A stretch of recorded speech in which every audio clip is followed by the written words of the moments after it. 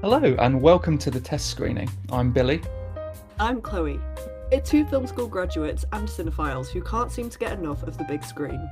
So now we're bringing you our weekly insights into the biggest releases, hottest topics, and forgotten classics every Monday. Hello, everybody, and welcome to the test screening. My name is Chloe. And I'm Billy. How are we doing this week, Billy? It's good. We've got quite an interesting variety of films this week. Some very weighty, interesting philosophical documentaries and dramas, and then just Gerard Butler. Gerard Butler. We also need to talk a little bit about the Renaissance. Brendan Fraser. Back. Yes, the resurgence of Mr. Fraser after having, such a terrible time really in the past few years in the film industry. But it's really great that an actor who had a really good following back in the day and is clearly very talented and that's had a very difficult time receive such love that appears to be so validating and so invigorating for him. Forget how many films that he was in. I think over Christmas I was like, when you go through Netflix over the holidays and you're just like, put anything on. I'll watch 10 movies in a day. And I put on Inkheart, and I was a massive fan.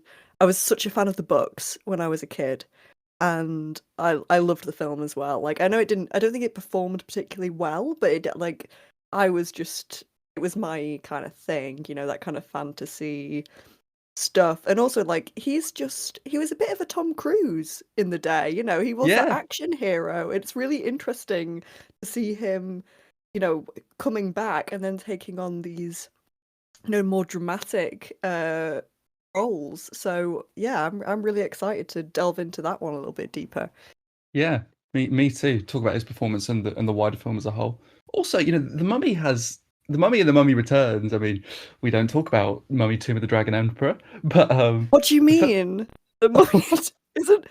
The Mummy 2 is a cinematic masterpiece, Billy. No. The Mummy Returns is great. I'm talking about the third one, Tomb of the Dragon Emperor. You know what? I don't think I've ever even seen that. Oh yeah, you're not missing much. Even in my young days, I wasn't particularly a fan of that one. But the first two Mummies are just really great, self-aware, kind of campy, but not to the point where it's too cringeworthy. Action romps. They're great fun. I'd love to rewatch them actually now and just revel in the chaos. They were another one that was on over the Christmas holidays, and we watched the second one, Scorpion King, and just Dwayne "The Rock" Johnson's CGI magnificence in that film. It's just like, oh, this is aged. This is aged like milk. Yes. I mean, it the motion capture, if you could even call it that, in on the Scorpion King and The Mummy Returns is just it makes Crash Bandicoot look like the Mona Lisa. You know what I mean? I love that analogy. I'm going to be using that all the time now. So in Oscars news, there was also a little bit of a story with one of the Oscar noms, wasn't there? Yeah. So I think I'm not alone in saying that everyone was kind of quite surprised and quite taken aback by the very sudden and unexpected nomination of Andrea Riseborough to Leslie, which I haven't heard a tremendous amount about, but I believe it's a drama around a woman who, I think in one of the southern states in America, who wins the lottery and then squanders it all, and I think she has struggles with addiction and alcoholism, and it's a kind of very intimate character portrait of her and her struggles around that and her road to recovery. And it wasn't, she's a terrifically talented actress. I think she's wonderful. And I haven't really seen her in anything that I didn't think she was really great in, apart from maybe Roald Dahl's Matilda. But I think that's more of a case of maybe her being directed to overact rather than necessarily her own choices. There was an investigation that was conducted to do with that nomination because it was kind of strange. They were looking to try and see if her Oscar campaign, not that I really knew that there even was one for that film because I didn't see any evidence of it online, if it was conducted properly or unfairly, because the nomination was so unexpected. People had said, was some sort of unfair activity going on? Was it, conducted in a way that money under the desk kind of thing? Perhaps, or I'm not really sure what is classed as improper with concerns to a to an Oscar campaign. But I mean, it was kind of disheartening to me. I mean, in the end, because if it had been found that the Oscar campaign was not conducted in what they deemed to be a proper above board manner, her Oscar nomination would have been vetoed. So it just would have been taken out of the category, and it wouldn't have been filled with anything else. There would have just been 4 nominees for Best Actress. But I think that would have been, well, one, terribly gutting for her, because it appears, if the critical response is anything to go by, she delivers a very, very fine performance in that film. But yeah, it would just be, I think, a real shame for the promotion of a performance to end up being the thing that sort of takes it out of the running for awards consideration, because I mean, people must have had to have voted for it, and for it to be shortlisted and then be nominated. And also, it kind of, for me, I mean, I do understand that there is a political element in having to run a campaign to gain the attention and sort of put a film forward, from them, and set it apart from the masses that must be up for potential awards consideration in order to secure a nomination. But really, for me, it should always come down to the quality of the performance over how much it gets promoted. I don't necessarily want a film to be nominated just because it had more exposure than a really quiet drama that actually had a really incredible display of acting at the center of it. I'm sure it'll be one on your list to go and see, so that we can talk about it more on here. Yes, we'll definitely be covering it if it does release over here. Absolutely. So let's get straight into the reviews, because we've still got quite a few to get through. And we're going to start with the Renaissance itself, The Whale. Brendan Fraser playing a very overweight man who's trying to reconnect with his daughter based on the stage play. So, what did you think of it, Billy? So, The Whale, Samuel D. Hunter, adapting his own stage play of the same name about, like you say, a morbidly obese man who receives a very grim medical prognosis at the start of the film, and it sort of just takes you through a week in his life and his attempts to sort of make amends with the various people who are still currently in his life, and also reconnect with his daughter. The latest film by Darren Aronofsky, whose last film, Mother, was this very incendiary nature, religious allegory about our sort of, at least that's how I interpret it to be, this critique of how we treat the world. And it was very abstract and very divisive and very explosive and brutal. And this seems to be like a much more restrained, humanistic drama that I think is attempting to be a lot more crowd pleasing after something that was received such backlash, I think, and such divisive and strong responses from the audience. Obviously, considering this is based off a stage play, naturally the performances and the quality of them are going to be central to the conversations around the film's quality. And obviously there's been a lot of awards buzz around Brendan Fraser, and also Hong Chow, who is up for Best Supporting Actress for this film as well. The extraordinary prosthetic work is also up for Best Makeup at the Oscars, which I think it will handily win and deserves. There really isn't any sort of division or between the actor and Brendan Fraser as a person and the prosthetics. It really does feel like all integrated as part of the same person, which is very solid. I mean, I do think there is a political discussion to be had about putting an actor who doesn't have a weight issue in, quote unquote, a fat suit. But, putting that aside for a second and talking about the actual quality of his performance and if he deserves the awards buzz, I do think it's warranted. He is, I think, extraordinary in this film. He's really terrific. In many ways, it's an incredibly challenging role because, any actor who is, playing someone who has this prominent of a weight issue and is going to be this immobile and physically restricted has to then emote an incredible amount despite not being able to express very little with the rest of your body, because he's sat for a large portion of the film's runtime or lying down. But he really is up to the task here. There's so much wit, optimism, exhaustion, and pain. He just goes through the full range of emotions in this film. And considering, his kind of campy, The Mummy, George of the Jungle, bedazzled, comedic work he's done in the past. He has a lot of really weighty dramatic material to pull off here, and he does it with ease. All those emotions are so thoroughly conveyed through these micro gestures, small turns of his head or his mouth, a furrowing of the brow. His eyes are doing so much of the work here, and it all feels so natural and emotionally resident. Thing that's so wonderful about his performance is that underneath the excess skin and stuff and the prosthetics, you still see the person. He makes this person like Charlie a fully rounded personality and gives it such compassion and such great empathy. Unfortunately, I don't think the film as a whole necessarily shares that compassion and empathy, but we'll get onto that in a moment.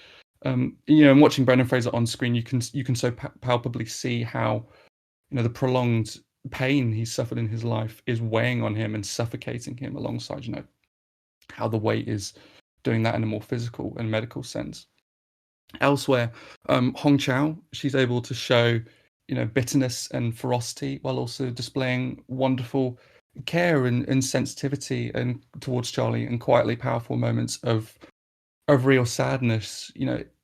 In a way, she has almost as much as challenging a role as Brendan Fraser, because she has to be empathetic and also sharp, and she again pulls that off with total ease, and her comedic moments and her sort of very sardonic, caustic humor work really well as well, and add some levity to the subject matter as well.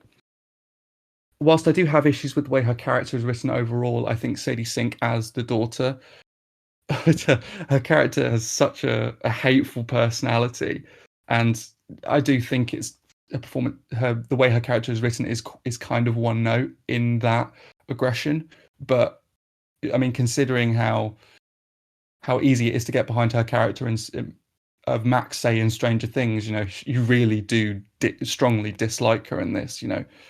Her vitriolic behavior is so emphatic and forceful, but there is also an underlying sense of bitter sadness in here that's motivating that outwards lashing out, which I think is very convincing. I think she does well with what she's given there. This is also, interestingly, the second time recently that Samantha Morton has been given essentially an extended cameo and has practically walked away with the whole film. She did this recently in She Said, and I thought her 10-minute scene in She Said was this being the Harvey Weinstein investigative journalism drama. I thought her sequence was the best thing in the entire film. In The Whale, the way she conjures up the years of betrayal and failed relationship and sadness that happened between her and Charlie, but also regret about the way she raised their daughter, and also the delicate affection she can still conjure up for Charlie, is really remarkable. And she's able to so convincingly show this in such a short period of time. I mean, she doesn't quite steal the whole film from Brendan Fraser, but there isn't a lot in it, I think. I don't necessarily think Brendan Fraser is as leagues ahead of the best acting competition as maybe some people would make him out to be. I think Paul Mescal and Austin Butler are very, very strong and comparable to him in different ways. But he is really wonderful here, and I think this is a career best performance without a doubt. I think The Whale as a whole film is problematic for a number of different reasons.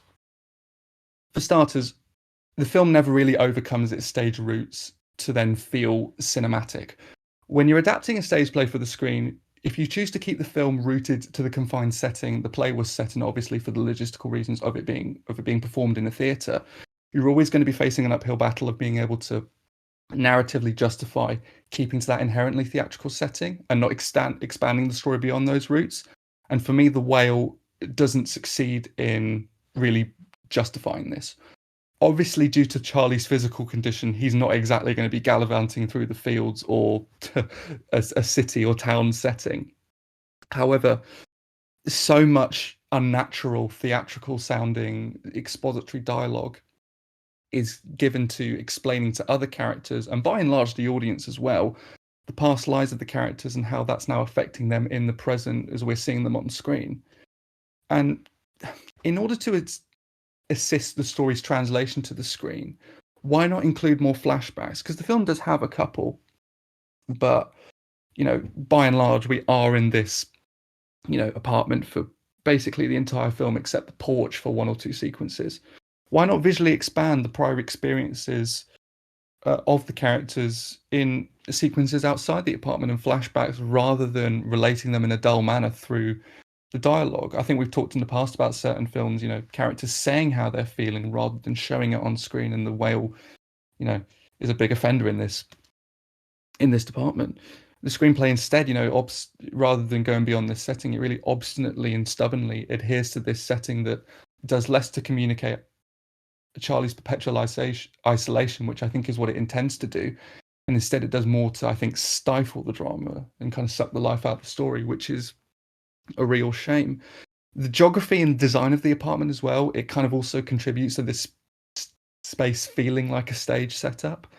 The sofa's situated right at the front, kind of central part of the flat, with the dinner table and the kitchen in the back left and right hand corners respectively. And the camera placement, it kind of looks at the space head on from the front, which, combined with the blocking of the characters in opposing corners as they verbally spar, it only really serves to make it look more like a stage. And outside of some interesting flourishes whereby they shoot Charlie's laptop in an interesting way, where it kind of draw you into his mind and his kind of insular existence, I don't think the direction does a lot to make the space look and feel cinematic. There are some other unfortunate issues as well with regards to the screenplay. I think a lot of the film's issues rely with the screenplay. There are some theatrical leanings in the script that the film relies quite heavily on symbolism and metaphors that feel inherently theatrical in nature. There's a central conceit of a Moby Dick essay that Charlie reads or has read to him when he feels as though he may be dying.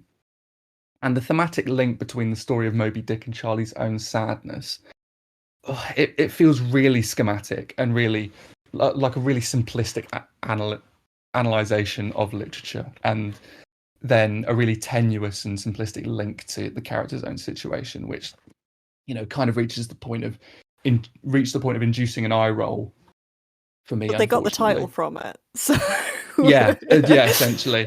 And like, that kind of that's where the whale comes from. I get it. Yeah, I get it. well, yeah. There's been some interesting. I've read some reviews of some quite interesting points about the whale swallowing Jonah and how that is representative of Charlie. But even then, that feels like a very obvious link that I don't really think adds much depth to his character, and that's a kind of central issue as well. It doesn't go far enough with his. It doesn't go very deep into his eating disorder or his torment or his personality outside of kind of just superficially explaining what happened to him. And again, I think that's a byproduct of just sitting in this confined setting, in this confined period of time, this sort of week-long time period which the film details. There's also some really heavy-handed religious messaging. And it feels as though it skews the film's focus away from unpacking the nuances of Charlie's grief and his eating disorder, and kind of instead it beats the viewer over the head with these religious teachings that, in the end, only really amount to the feeling that the film's trying to absolve another character of their sort of wrongdoing, rather than, focusing more in on Charlie's own struggle. As well as a really sour point that character then makes about a past relationship that Charlie had. And that character, Thomas is his name. He's a missionary from a religious organization. It feels as though he only really exists to provide these religious teachings, which don't serve the narrative at all, really, in my opinion.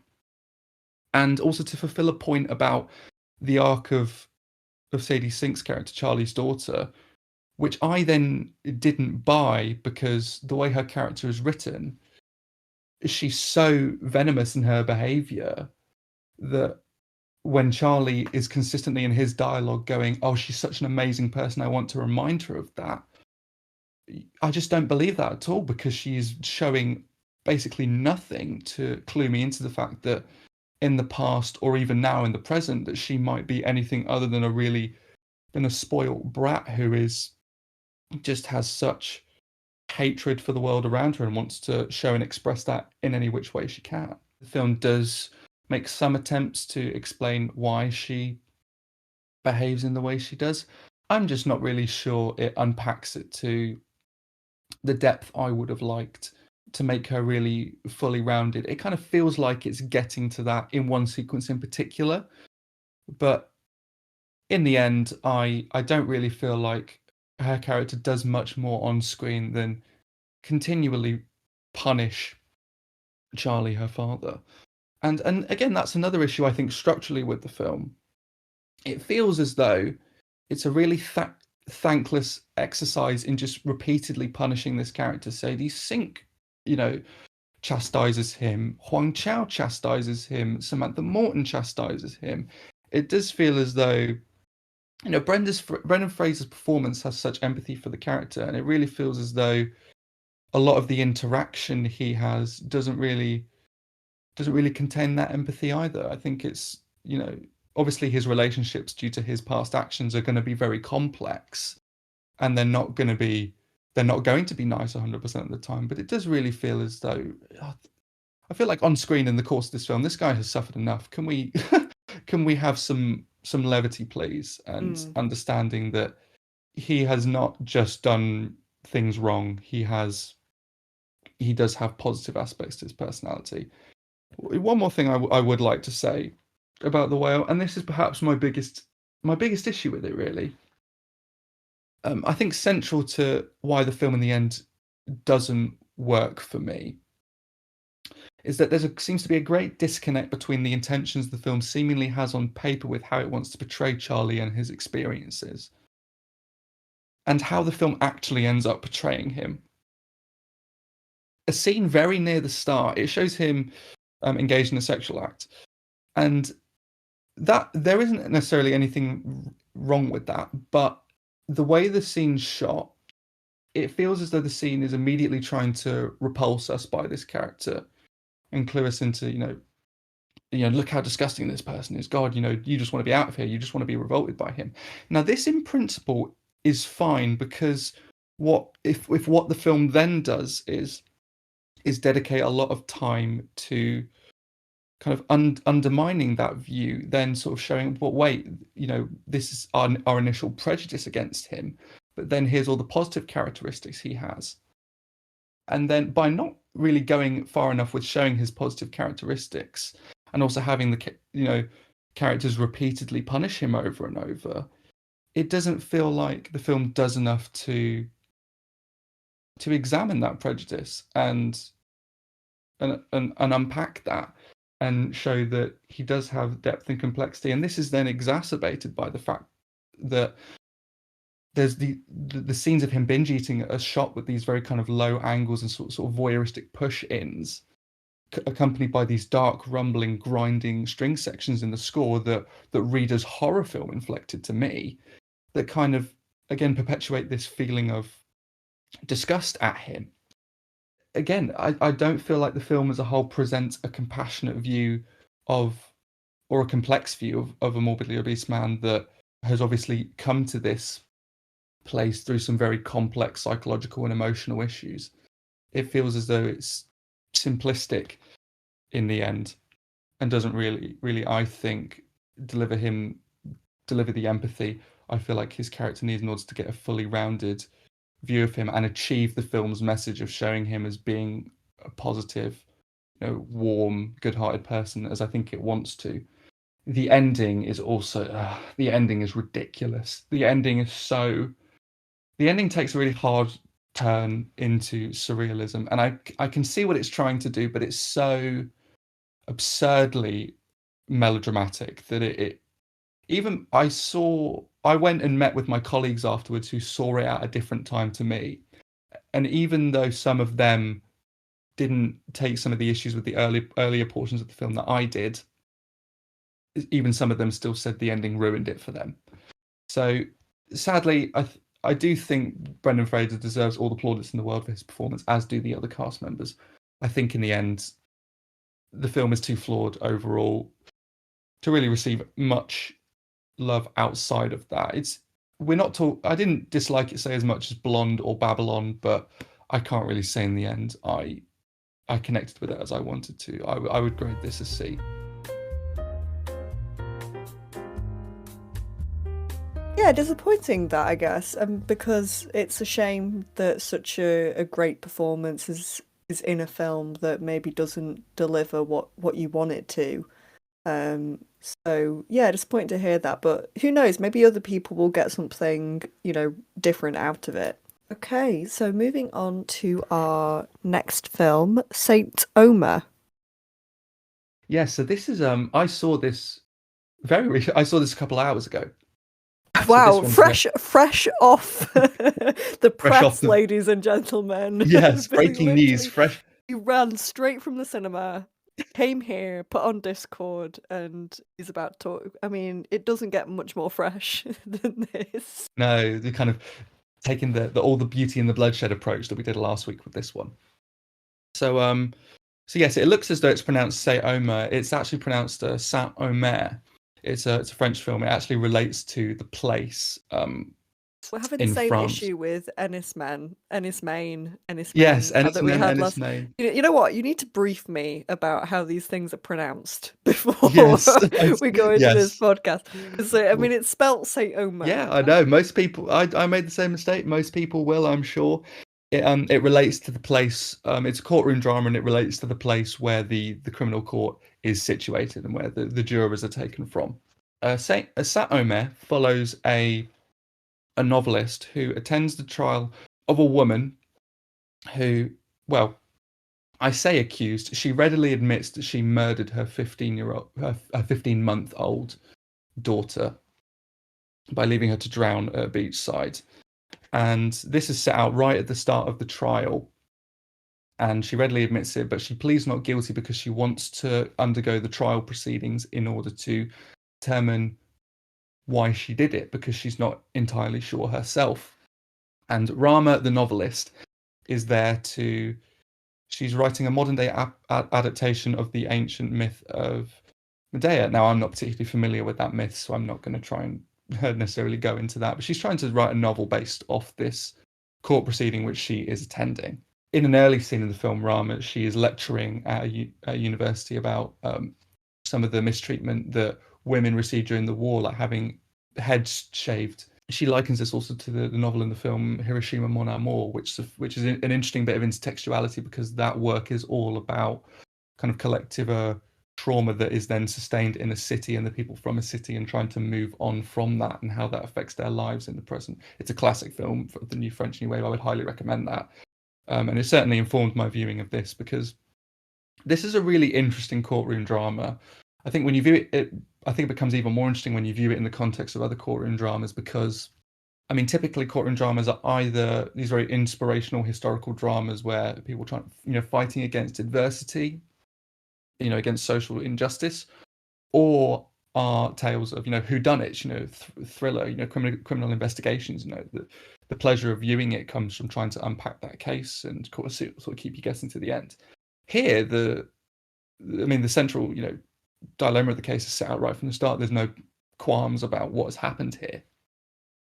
What is then really interesting is how the film then examines when we are confronted with evil so plainly and so bluntly, how do we then respond to that? What does that cause us to reflect on? What does that say about ourselves? What does that do when it causes us to kind of look inwards? And Rama kind of is found in this turmoil because here she's presented with a mother who has murdered her offspring, and it's implied at one point that she is due to become a mother, and she also has a past very difficult relationship with her own mother. And it's fascinating because there are no real like big monologues or speechifying on Rama's end in terms of how she responds to the trial. It's a very kind of internal journey that's gradually developed really beautifully, actually, in the lead actress, I think Kiyij Kagami's performance. Does she feel as though she's going to repeat this woman's actions? Does she feel she's going to be like her? Does she feel she's going to repeat her mother's own neglect and harsh treatment of her with her own child and her own life as a woman and her own family?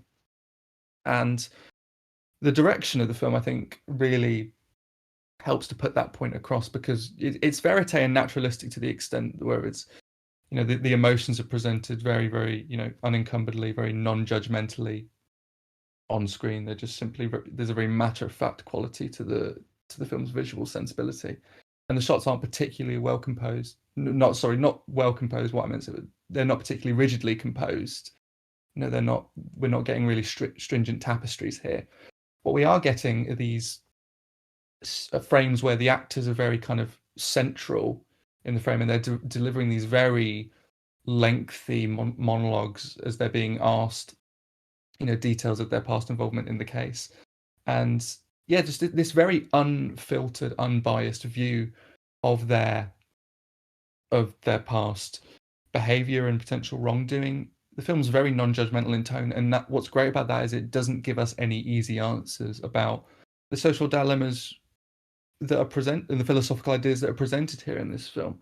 I thought it was very powerful and very it just really fascinating, the sort of the issues it was making me think about, and the effects that then has on the central character.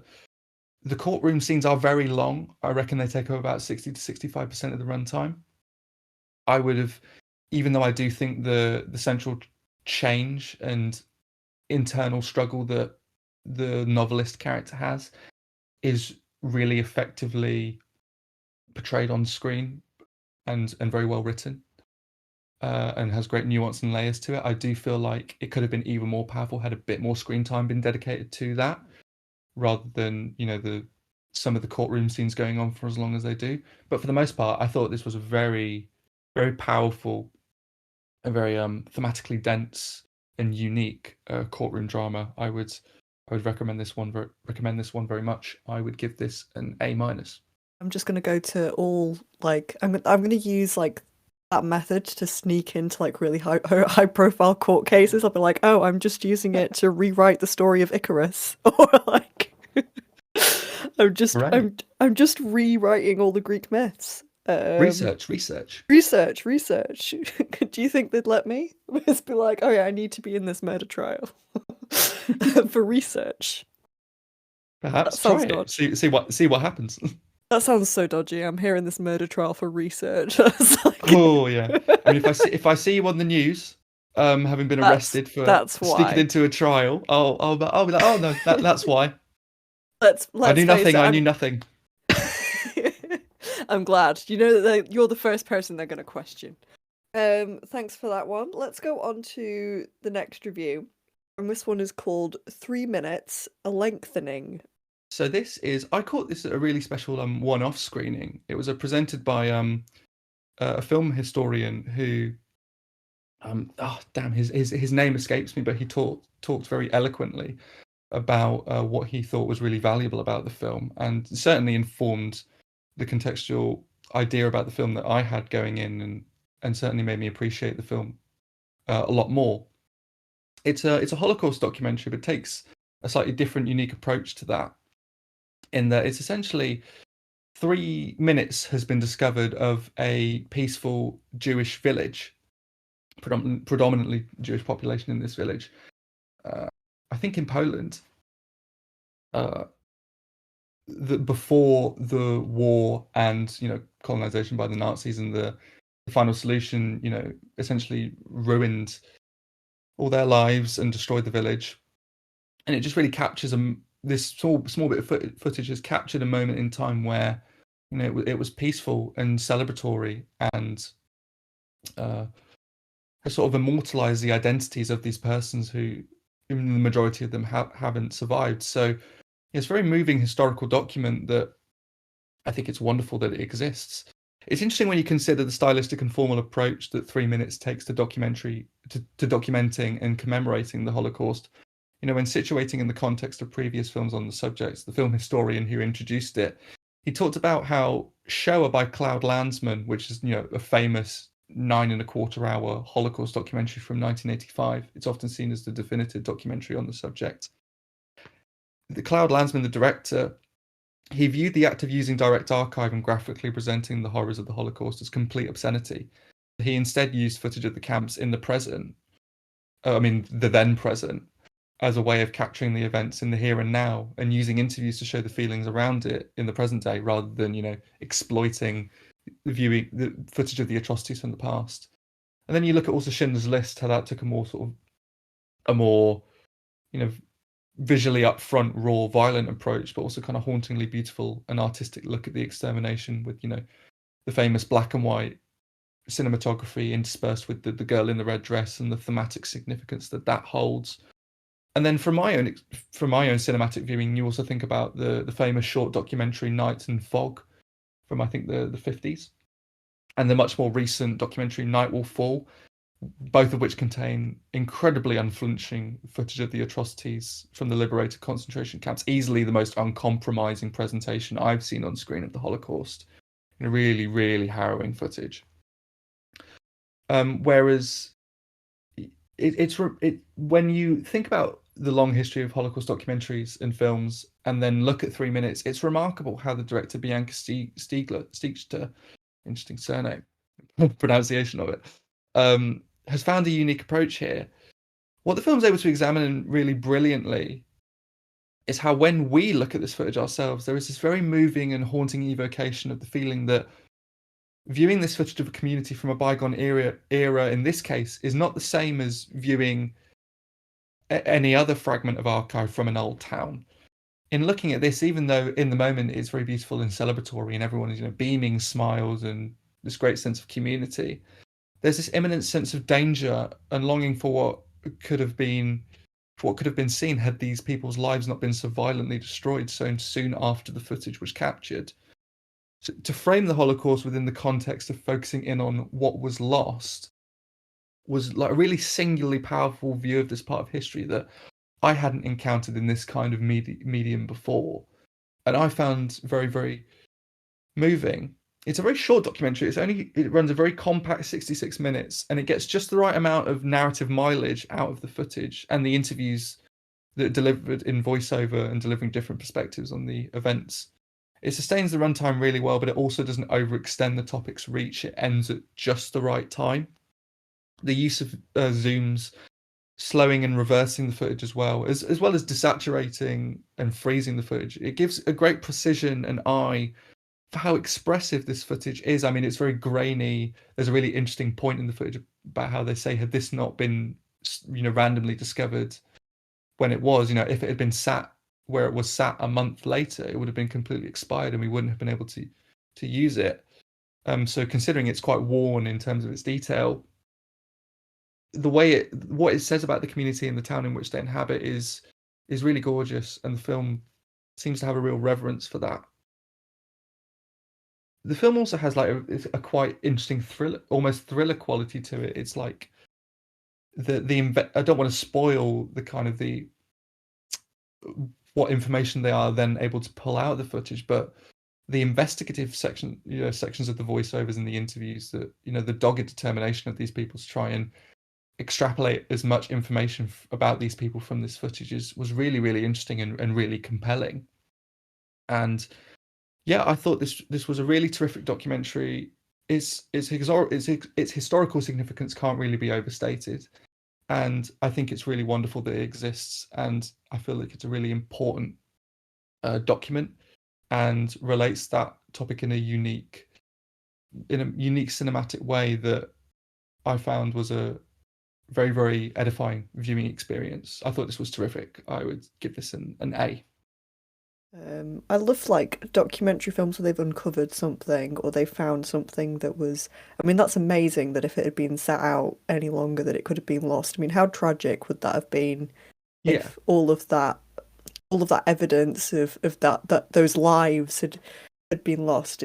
There's something so special about like old film and old moving footage of people's lives. It sounds like a really special film. Yeah, I would certainly agree.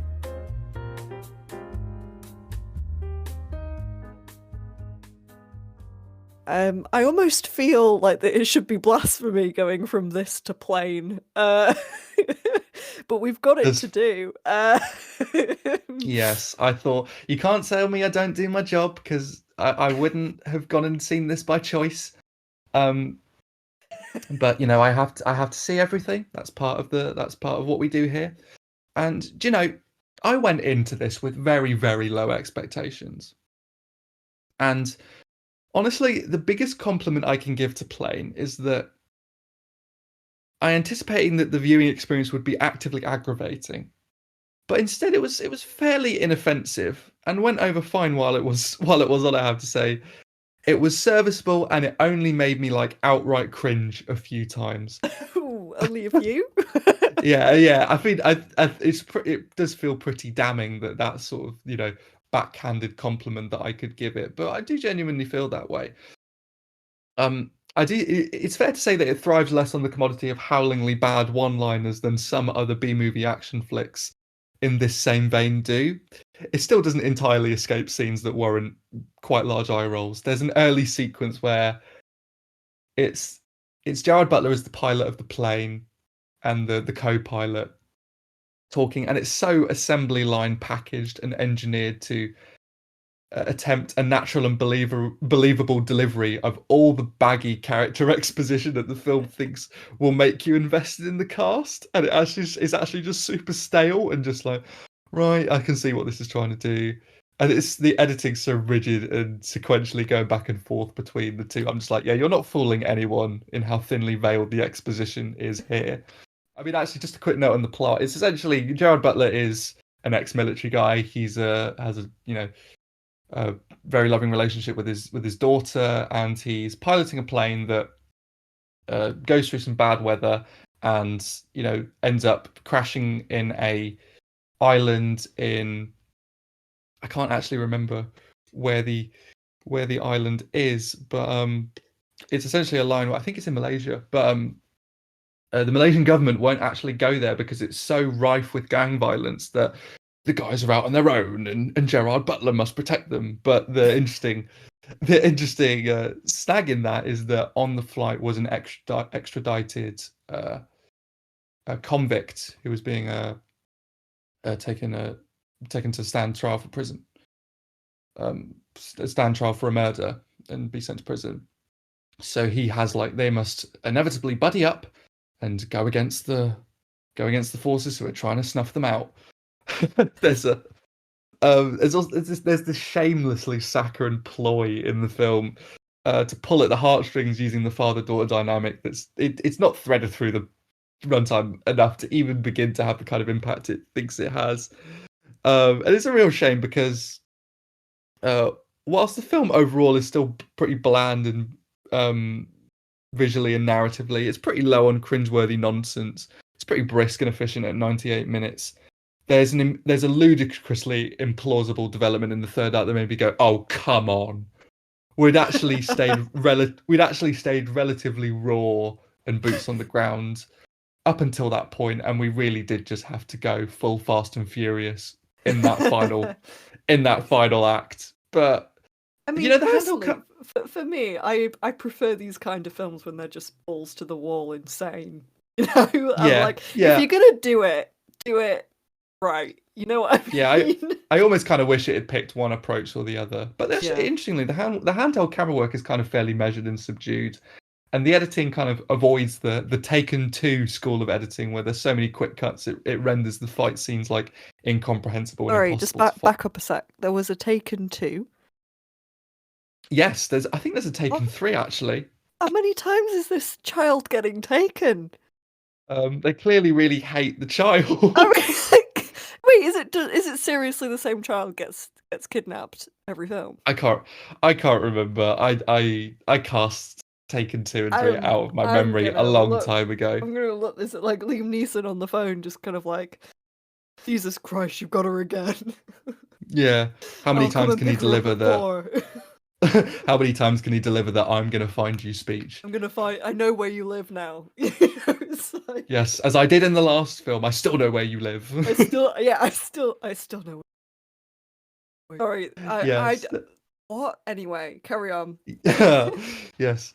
So there's this hand-to-hand fight scene that looks like it's shot on an anamorphic lens. It kind of distorts the edges of the frame, and it's shot in this really raw and claustrophobic long take, and it kind of heightens the relative brutality of that altercation. And I almost wish that this directorial flair was more present in the rest of the film, as it's not really present elsewhere. The action does have some teeth. It's kind of fairly brutal in places, but it's not really frequent enough to keep the film all that engaging or all that entertaining, even as a mindless action film. for the full runtime. But like I said, it didn't really drag at all. It's fairly efficient. It went down fine. It just, still in relative terms, I wouldn't say it's outright good, but I would give it a C. It's perfectly average. And, if you're just looking for something to turn your brain off and watch, an action movie of this type, you could do far worse. I mean, if you wanted to bump it up to a B, you could add some snakes to that plane. and some Sam Jackson. And some Sam Jackson. And then you've got a classic, really. Absolutely. Okay, let's move on from plane. Although I kind of want to stay on it for just the insanity of all of that. Let's go to I Want to Dance with Somebody. This is the Whitney Houston biopic. Yes. So, I mean, not really much to say plot-wise outside of, a chronicling of Whitney Houston's life, one of the greatest vocalists of any genre in the history of music. Her kind of formative days singing in a gospel choir at church, her relationship with her parents, her record deal, her kind of toxic relationship with Fame and Bobby Brown, and of her later drug addiction, and just the highs and lows of her career, and also a tribute to her talent. I did go into this with a certain degree of trepidation because it's helmed by at least the same writer, maybe the same production team, although I'm not entirely sure, but definitely the same writer as Bohemian Rhapsody, which I thought was a soulless and painfully generic biopic that didn't do justice to Freddie Mercury or Queen's legacy at all. The trailer also didn't appear to like set this film apart from like the big budget studio helmed musical biopic that seems to comprise the majority of cinematic retellings of singers' lives. One of the things that was so refreshing about Rocket Man is how it shapeshifted the form into this extravagant and at times abstract musical odyssey that was very in keeping with Elton John's musical style and his musical persona. I love Rocket Man. It's terrific. I think it was probably my favorite film of that year. I can't remember what else came out, but I can't remember what it was. 2019, it was very good, wasn't it? But I think it was just the one that stood out to me. I just remember going to the cinema, and it was like the first film in a long time that had like gripped me, or like just taken me away with it that much. Yeah. Like just in the visuals, and obviously the music's fantastic, and I mean, it's interesting what you say about the Queen biopic, because I kind of went to and fro with it, because initially I thought it was fine. Like I didn't love it when it first came out. That there were parts of it that I thought were very like staged and awkward and like by the numbers. And also like one of the greatest queer icons of all time, and we're really going to focus in on that one time that he was in a relationship with a woman. So I was like, and that's fine, so long as you also would give some attention to the queer relationships in his life, which I just thought were unfortunately lacking in that film.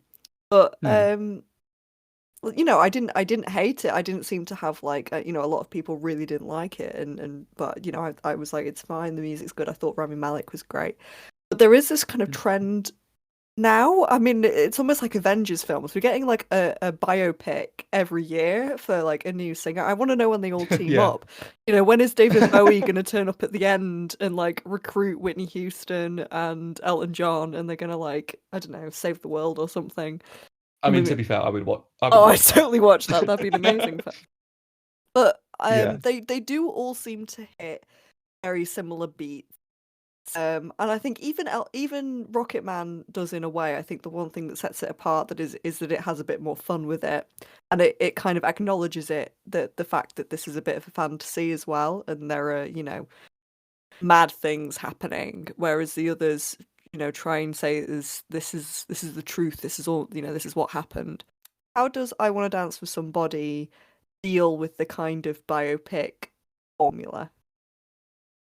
So it doesn't elude all of the pitfalls that plagued Bohemian Rhapsody for me, but for the most part, I think it sets itself as a cut above that previous film. One drawback that has unfortunately been overhauled is what I refer to as brisk transition syndrome. So for about 60% of the narrative, many life events and aspects of Whitney Houston's career are relegated to very individually short amounts of screen time. And the film in its earlier portions often feels like a whistle-stop tour without a tremendous amount of attention given to developing these various plot points.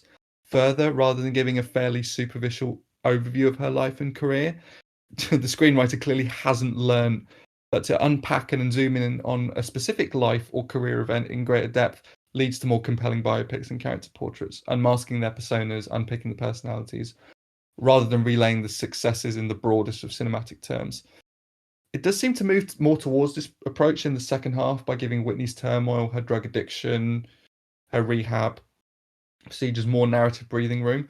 But because the slightly adverse trade-off with that is that because we've become accustomed to how swift the pacing has been beforehand, when the pacing slows to what it kind of should have been like all along in the second half, it feels as though the film stagnates a little.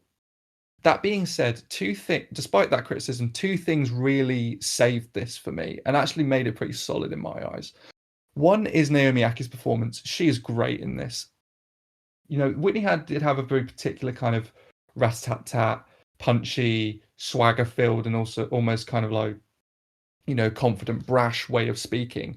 And Naomi Aki really, really gets that vocal quality about her and gets that confidence, that almost arrogance, but also, that incredible strength and headstrong feeling that Whitney Houston had. And it's such a great evocation of her personality. Her accent is also spot on. I've seen her in something else, so I knew she was English, but I had to sort of Google it again after having come out, because her accent is and vocal evocation of Whitney is so well integrated that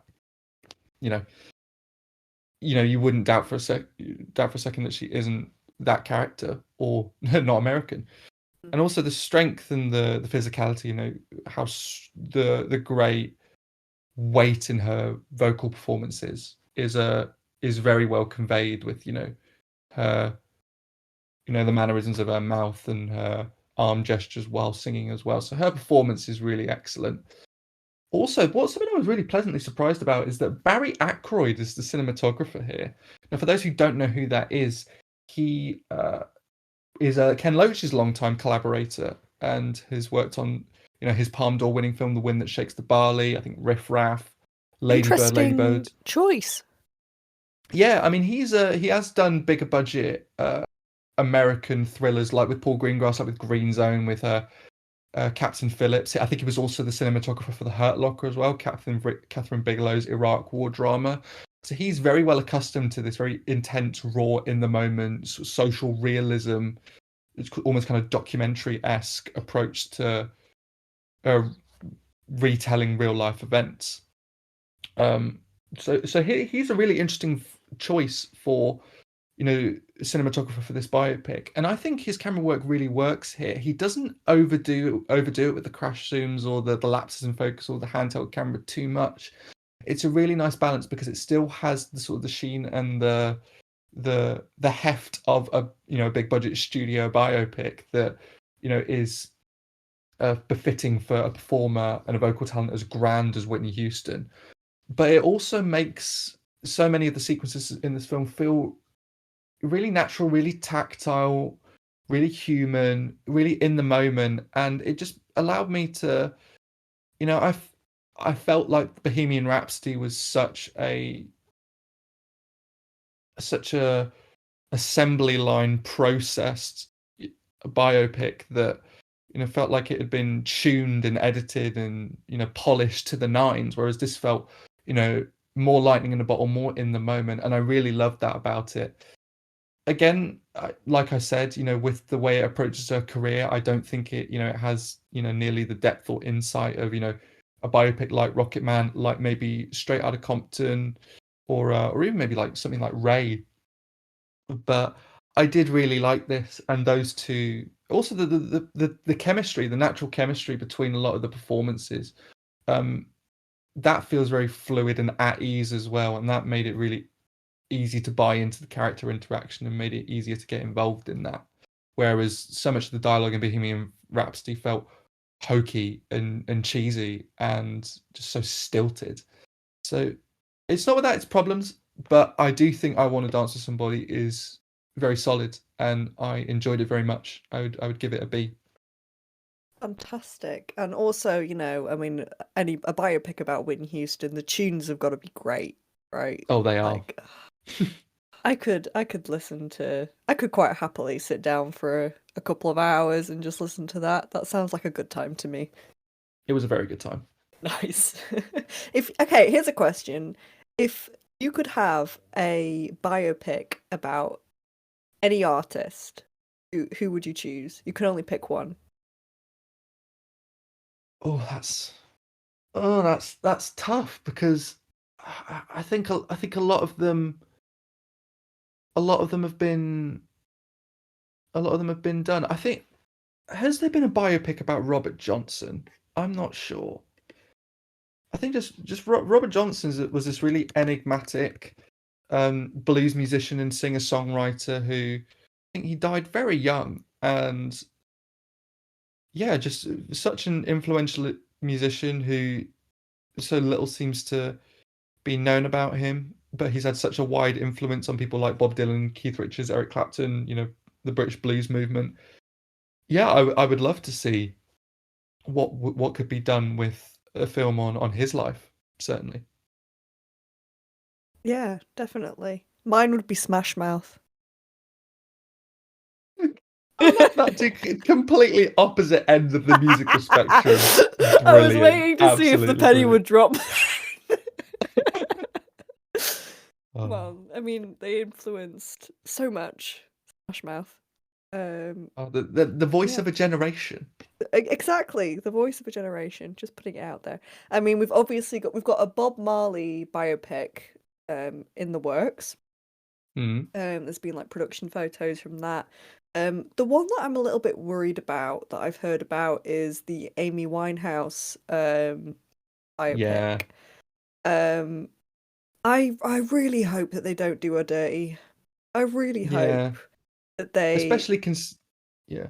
Especially considering the documentary is so great and so heartbreaking and so informative but also sensitive. Yeah, part of me goes, when there is a great documentary about a singer's life, do we really need the biopic? But Yeah. if it brings more attention to her talent and also her struggles and how badly the media treated her, then I suppose that's a good thing. I just hope they don't mess it up. It was also a bit of I mean, Britney Spears in true Britney fashion. There was a rumor that Millie Bobby Brown was up to play Ooh, Britney in a I'm not sure how I feel biopic. about that. Well, neither does Britney because she basically responded with "I'm not dead yet," and That's such a I can't help but respect that. That's such a great response. Yeah, don't hang my dirty laundry out cinematically when I'm Yeah, still here. but yeah, I don't know who I'd want realistically. I'm trying to think. I mean, obviously we've had the Aretha Franklin one, which was Respect. That was really, really good. Maybe a Billy Joel. Has there been a Billy Joel film? Oh, yes, that's a good shout. That would be very good. My namesake. Oh, is it really? You were named after Billy Joel? Yes, Fantastic. partially. Billy Joel, Billy Connolly, because Billy Connolly, Dad's favorite comedian, Billy Joel, Mum's favorite musician, and friends and family members have also been called Bill or Billy, so Oh. it fitted. Well, there's some. I mean, Billy Joel has got such a fantastic. It's like Elton John. Like they've got such great back catalogs. I think that I would go even if it's just to like listen to the music. I think it'd be a fun time. Okay, what have we got coming up next week, Billy? So we have Puss in Boots, Fantastic. which I am quite excited for actually, considering the critical buzz it's had. I'm looking forward to that. We have the new M. Night Shyamalan film, Knock at the Cabin, which I am a little bit worried for, but we shall see how. I've heard some things, but it's got Mm, such a good cast. I'm like, is it just yeah, Shyamalan being Shyamalan? we shall see. We'll find out. It might not avoid that, but we shall see. And then got a really interesting lineup over the weekend. We've got the awards contender Women Talking, which I'm very excited to see. We also have EO, which the co-production. It's in the Polish language about the adventures of a donkey, and also we have a really powerful looking British drama called Blue Jean about uh, a woman in the northeast grappling with the reality of her sexuality during the time that it was still illegal to be gay in the UK. Sounds like a great lineup. So thank you for all your reviews once again, Billy, and we will be back next week for more reviews. Bye. Bye.